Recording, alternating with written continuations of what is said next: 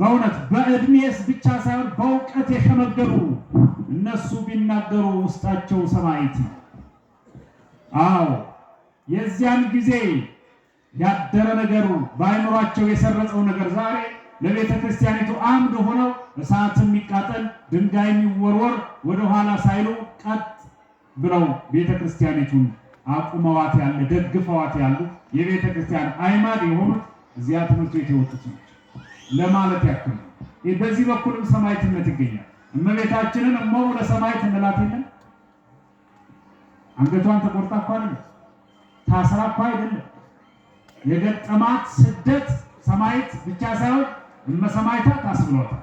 ስደት ማለት ሃይማኖታዊ ለሆነ ነገር ስንሰደድ እንደ ቅዱስ ጊዮርጊስ መፈለጥ መቆረጥ አይጠበቅብንም። ሰማዕት ይሉሃል እሱ ነው። ቅዱስ ጊዮርጊስ ሃይማኖቴማ ከኔ ጋር ከሌለ ምን ኖርኩት ብሎ መንግስታችሁን ይዛችሁ ዙሩ ብሎ ሲወጣ በሃይማኖቱ የጸና ለሃይማኖቱ ብሎ ኃላፊነቱን የተወ አሽቀንጥሮ የጣለ ቅዱስ ጊዮርጊስ ከፊቱ የሚያመልኩትን ጣዖት አገኘ። ዋናው አንድ ልንገራ፣ ጣዖቱ ደራጎን ይባላል። የደራጎን ተግባር ደግሞ ደም መጠጣትና ስጋ መብላት፣ ያውም የሰው ስጋ ያውም የሰው ደም። ይህን ካላደረገ የሚንገሸገሽ ሰይጣን ላዩ ላይ ያደረበት ግዙፍ ዘንዶ ነው። እንዴት ወገኖቼ ማህበረሰቡ እንዴት ዘንዶ ያመልካል? እንዴት ፍጡሩን አምላክ ይለዋል? ቅዱስ ጊዮርጊስ በዚህ ቁጣ ከቤተ መንግስት ሃይማኖትን ተው የሚል ነገር ሰምቶ ተቆጥቶ እንደወጣ በዚህ ቁጣ ይባስ ብሎ ዘንዶ ሲያመልኩ አገኛቸው እና ሃይማኖትን ተው ያሉኝ ለዚህ ዘንዶ ስገድ ማለታቸው ነው ብሎ በእግዚአብሔር ስም አማትቦ ታላቅ ተጋድሎ ጀመረላቸው። የተጋድሎ ጉልህ ከሚባለው አንዱ ተጋድሎ ነው። ሀገሩ የሚፈራው፣ ሰፈሩ የሚፈራው፣ መንደሩ የሚያከብረው፣ ልጁን የሚገብረለት ዘንዶ እንዴት እንደው በእውነት እኛ አስራት በኩራት ማውጣት ያቃተን ሰነፎች አይደለም። ሰይጣን ሲያውረን ሲያደነቁረን ግን ልጃችን ሳይቀር ለደራጎን እንገብራለን። ይግለጽልን በጎውን ነገር መድኃኒዓለም።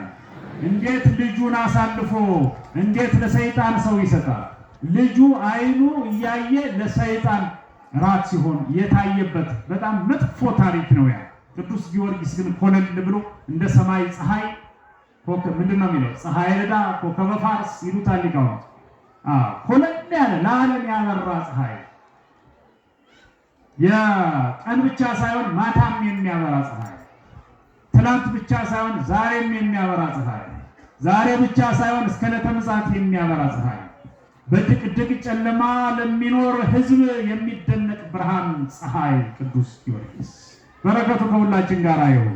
ብዙ ድቅድቅ ነገር ከኛ ብዙ የጨለመ ነገር ከኛ እንዲወገድ የረዳን ያደረገን ሰማዕት ነው ቅዱስ ጊዮርጊስ። ወጥቶ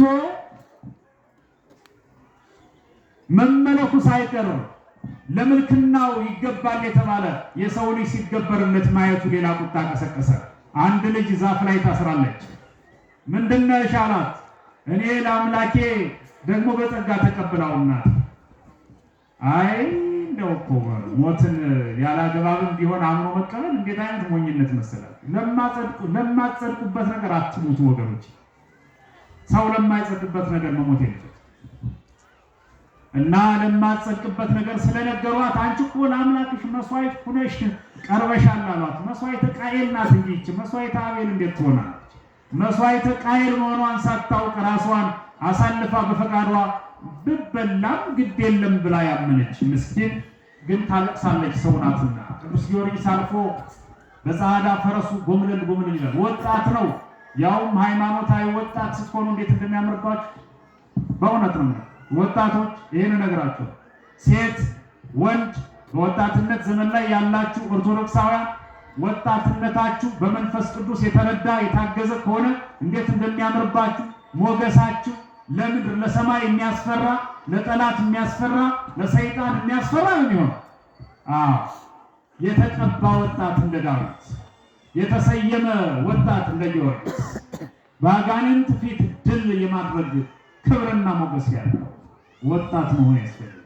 ማተብ ለብሳችሁ የመስተንግዶ ምልክት አድርጋችሁ የሰንበት ትምህርት ቤት ወጣቶች የመዝሙር ልብስ ለብሳችሁ የመስቀሉ ምልክት ግንባራችሁ ላይ ሆኖ እንደዚህ መገኘት ቀላል እንዳይመስላችሁ መታደል ነው። ይሄን አውልቀህ አንድ ወቅት ሰንበት ተማሪ ነበርኩ እኮ እያልክ ቅልል ያልክበትን ዘመን እንዳይገጥምህ እመኛለሁ። ሰንበት ትምህርት ቤት አባል ነበርኩ እኮ ዘምር ነበር፣ ይሄ ነበር እንዳትሉ እመኝላችኋል። እስክትሞቱ መቃብር ውስጥ ሳይቀር አስከሬናችሁ እንዲዘምር እመኝላችኋል። መሀል ላይ የሚቋረጥ ክርስትና ልክ አይደለም። ሳትዘምሩ የምትኖሩበት ዘመን ከሚኖር እየዘመራችሁ እድሜያችሁ አጥሮ መቃብር ብትገቡ ነው የሚሻለው። እኔ ጭምር ማለት ነው። ሞታችሁን መመኘት ያደለም እድሜ የማይስታችሁ እንጂ ካላጣው እድሜ ሳትዘምሩ ማየት ግን አያስፈልግም። እግዚአብሔርም ደስ አይለው። ቅዱስ ጊዮርጊስ ሃይማኖተኛ ነው። ሴትየዋ እንድትበላ ዛፍ ላይ ተሰቅላ ታስራ ተቸንክራ የትም እንዳትሄድ የነሱ ጀግና እየተርመሰመሰ በዚያ መጣ። ደራጎን የሚባል ሰይጣን ያሳበደው፣ ሰይጣን ያወፈረው፣ ሰይጣን በሰው ደም ያሰከረው በላተኛ ከሩቅ እየተክለፈለፈ ሲመጣ የኛ ጀግና ቅዱስ ጊዮርጊስ ጸጥ